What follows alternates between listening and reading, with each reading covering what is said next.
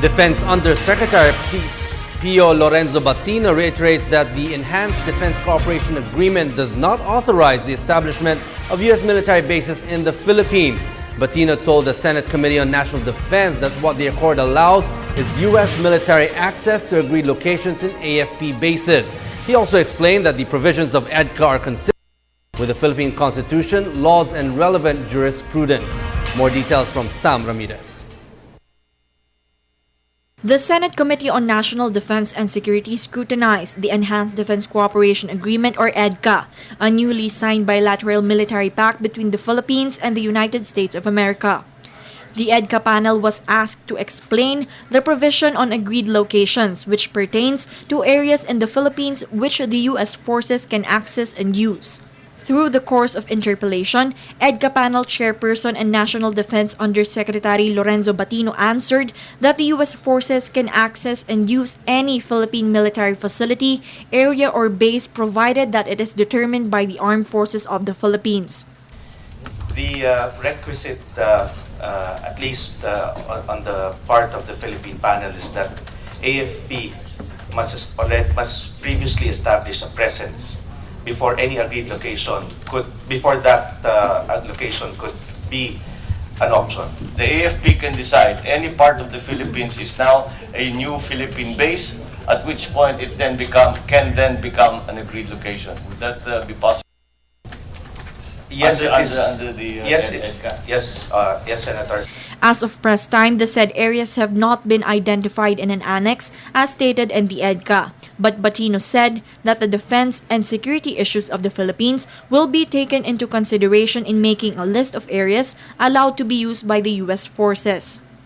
We believe that the defense concerns, security concerns, must be prioritized as considerations in determining the agreed locations as well as the activities that would be implemented under this agreement. However, environmentally protected and geohazard areas are automatically excluded from the list. Senator Bongbong Marcos was puzzled in terms of how exactly will the agreement help in the modernization program of the AFP.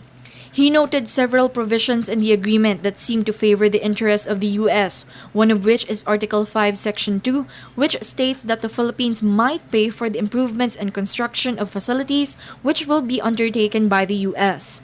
Regarding the terms of return of any agreed location, ibabalik ng Amerikano, but it includes the possible compensation for improvements and constructions. I'm assuming the improvements and constructions are those that were put in by the Americans. So babayaran pa natin ngayon. So parang masyado naman tayong lugi dito sa usapang ito.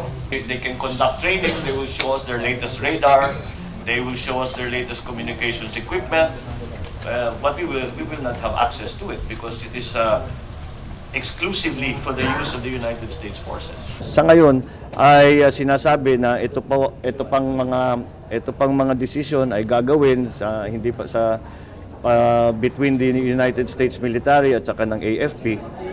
Sana naman ay mas maliwanag. I asked them to explain certain provisions, why some were so vague, and why this was not brought before the Senate for ratification. The EDCA panel still has ongoing discussions with their American counterparts to thresh out the details of the said agreement. Meanwhile, media personnel were surprised to know that Senator Antonio Trillanes IV, who also chairs the Committee on National Defense and Security in the Philippines, to conduct the hearing. It can be remembered that Trillanes was the one who filed a resolution directing his own committee to look into the EDCA. On the other hand, Senator Miriam Defensor Santiago, chairperson of the Committee on Foreign Relations, will also conduct her own hearing on the agreement. Her committee will look into the constitutionality of EDCA. For the People's Television, Sam Ramirez.